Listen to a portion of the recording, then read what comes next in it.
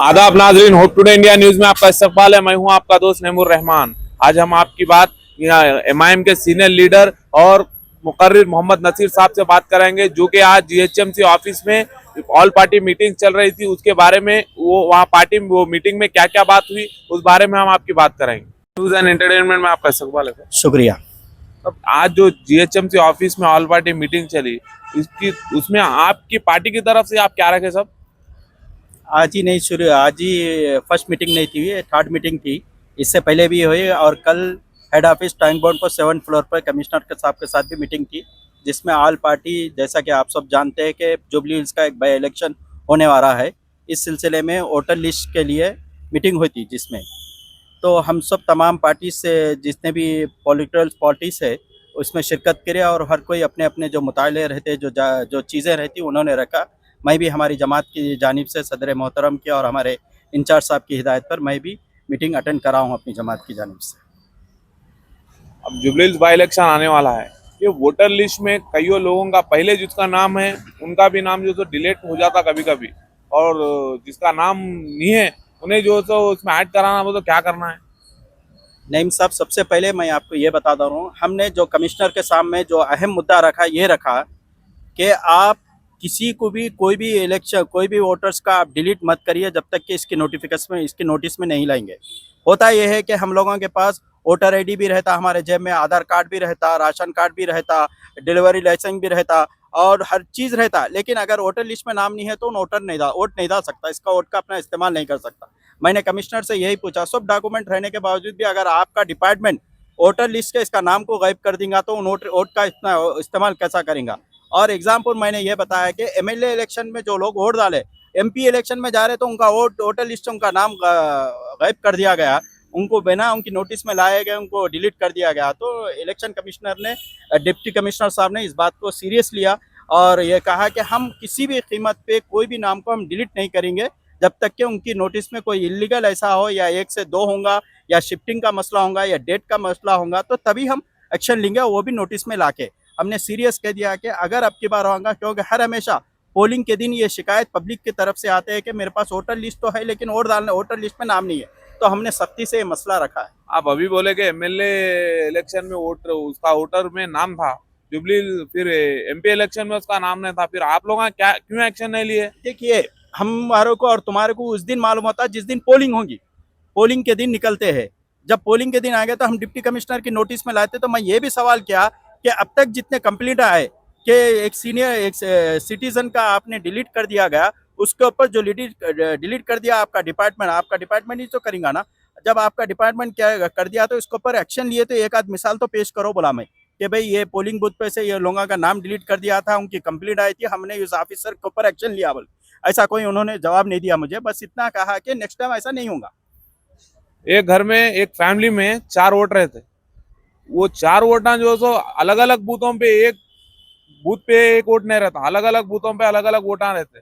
उसके लिए आप लोग क्या एक्शन लेंगे? बिल्कुल नईम साहब, जो आपने सवाल किया वो सवाल भी हमने कमिश्नर के सामने रखा और इसको एग्जाम्पल के तरीके से दिया कि हमने डिप्टी कमिश्नर के सामने ये बात रखा, कल हेड ऑफिस में भी रखा कि एक नंबर पे, एक हाउस नंबर पे 4 बूथ रहते हैं। वही घर में माँ एक तरफ जाती है, बीवी को एक तरफ लेके जाना पड़ता है, बहन को एक तरफ लेके जाना था।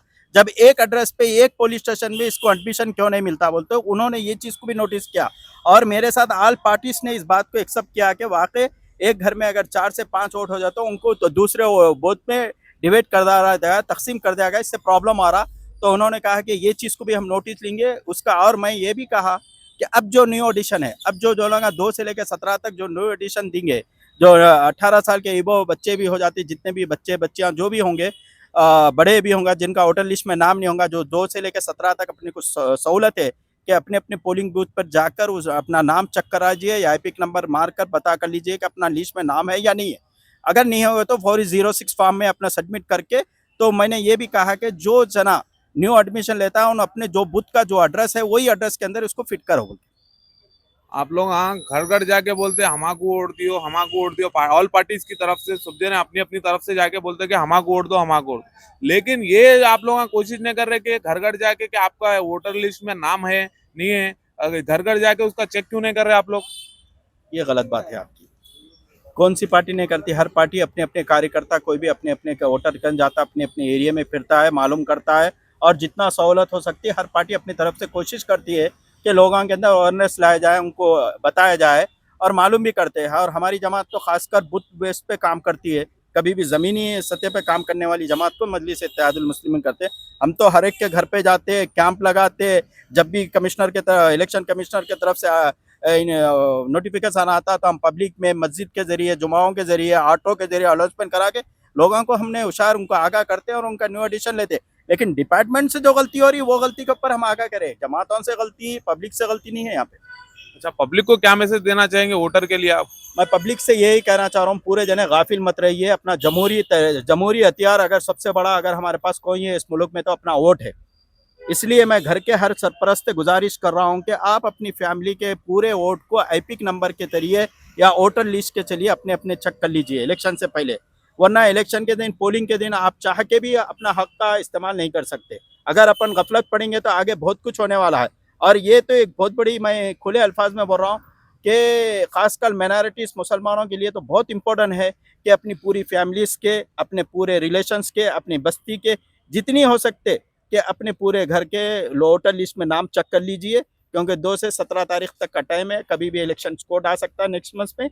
इसलिए मैं आप लोगों से गुजारिश कर रहा हूँ कि अपनी अपनी गफलत में नहीं है, डिपार्टमेंट के ऑफिसर पे, लोकल लीडरशिप के भरोसे पर मत रहिए, अपनी अपनी भी एक जिम्मेदार बनिए। जैसा अपन आधार कार्ड रखते हैं, डिलीवरी लाइसेंस रखते हो, आप पासपोर्ट रखते हैं, इसी तरीके से वोटर लिस्ट को भी अपन फोकस करिए। जुबलीज बाई इलेक्शन में क्या आपकी पार्टी की तरफ से, एआईएमआईएम की तरफ से कोई कैंडिडेट को यहाँ पर जो सो आप लोग सोचे, या फिर आप लोग भी कॉन्टेस्ट करने वाले? हम कॉन्टैक्ट करेंगे क्योंकि ये सीट जुबली हिल्स एमआईएम की है।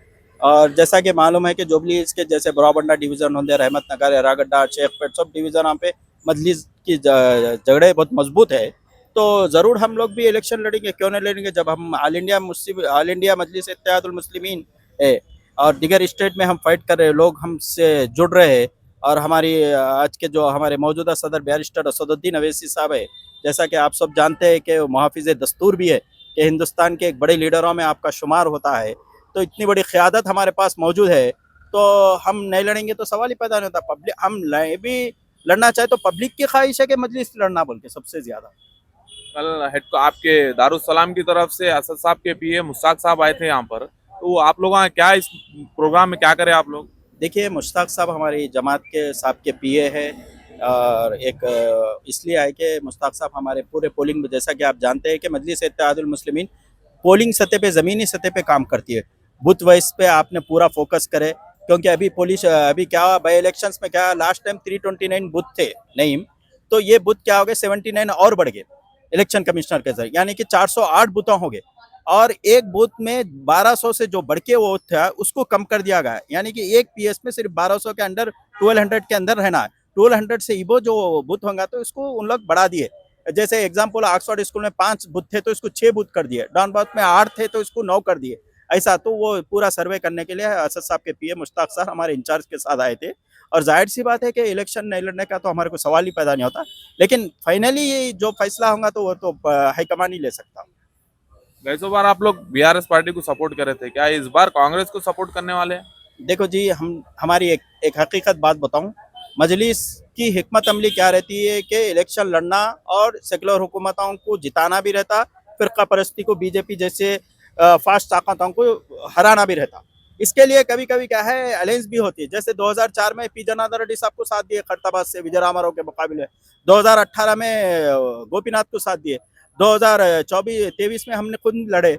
ये और बात है कि लोगों में गलतफहमी थी कि अजहरुद्दीन आने की वजह से थोड़ा हम लोगों को कंफ्यूज हुए, लेकिन एक चीज़ याद रख लीजिए, बल्दिया इलेक्शन 2009 में एरागड्डे में सिर्फ 900 वोट मिले थे मजलिस को, लेकिन वही 16 में जब इलेक्शन हुआ तो 12,000 वोट लेके हम जीत गए। हिकमत अमली हमेशा एक जैसी नहीं रहती, चेंज होते रहती। और एक बात मैं आपके चैनल की तरफ से एक अहम बात बताता हूँ, जनरल इलेक्शन अलग होता, जो पूरा स्टेट का होता, वो ये बाई इलेक्शन है।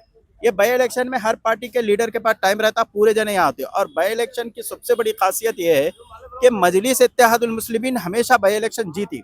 मैं आपको बताऊं कि 2003 में चंद्रबाबू नायडू यहाँ का आंध्र प्रदेश का चीफ मिनिस्टर था, बीजेपी की, भारतीय जनता पार्टी की हुकूमत थी।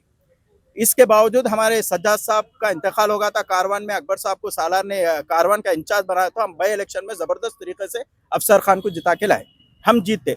इसके बाद 2005 में YS Rajasekhara Reddy chief minister था, हमने आसिफ नगर से नागेंद्र को हरा के हमने मौजन खान से जीता। और बराबंडे में आप भी जानते हैं कि भानुमती को हमने बाई इलेक्शन में जिता के लाया। तो मजलिस बाई इलेक्शन के लिए मजलिस से ताकतवर पार्टी कोई नहीं हो सकती। 7 डिवीजन है, 7 MLA अपना काम कर देंगे, पूरे लड़ने बैठे तो मजलिस दूसरों के लिए बहुत परेशान कर सकती है। पब्लिक में टॉक चल रही कि मजलिस जो है मिनॉरिटी के दूसरे लीडर्स को जीतने नहीं देती बोल के, ये किस हद तक सही है था? माइनॉरिटीज के दूसरे लीडर कौन है? माइनॉरिटीज खुद हमारे पास घुस जाता। आसिफ नगर कौन बनाए सीट? फिरोज खान को यहाँ आ गया। अरे पहले कोई चीज को तैयार करती, कोई चीज को हल्का बनाती, मजलिस मेहनत करके बनाती। बराबंडा कौन बनाई? मजलिस बनाई, बाबा आ गया। अल्लाहपुर कौन बनाए? मंजूर अहमद को, मजलिस बनाई, गौस आ गया। माइनॉरिटीज को क्या? माइनॉरिटीज को तो रास्ता बना के देती मजलिस। तो मजलिस का मजलिस माइनॉरिटीज को, तो मजलिस माइनॉरिटीज के लिए तो काम करती है। तो हम जहाँ पे कोई सी भी सीट को हम तैयार करते, दूसरे पार्टी के माइनॉरिटी लीडर आके हमको डिस्टर्ब करते। असल बात वो है, मजलिस किसी को हराने के लिए साजिश नहीं करती है। एक चीज याद रख लो नहीं, पूरा तुम अगर सर्वे करेंगे ये हकीकत है, मजलिस किसी को हराने के लिए काम करते। अलबत्ता मजलिस को हराने के लिए तमाम पार्टियां साजिश करते, ये बात है। एक लास्ट सवाल, ये पब्लिक का सवाल है। ये पब्लिक, हम यहाँ पब्लिक ग्राउंड के लेवल में जाकर पब्लिक से जो सवाल हमको मिला, हम आपसे कर रहे हैं। जैसा कि डिजिटल में आजकल डिजिटल का जमाना चल रहा, तो वोटर लिस्ट चेक करने के लिए एक पेपर पे जैसा ले लेके आकर जो तो आपका नाम है बोल के चेक कर रहे।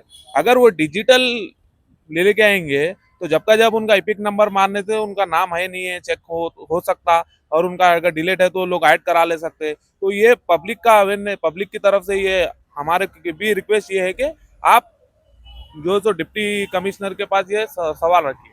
नहीं, ये बहुत अच्छा सवाल करे, और ये सवाल रखे भी है। हर पार्टी भी अपने अपने तरफ से ऐप है, मैं हेल्प बोल के, मैं वोटर हेल्प बोल के एक ऐप आता है। इसके अंदर एपिक नंबर मारने से आपका कार्ड का पूरा बता देंगे कि आपको उसे PS में 06 से।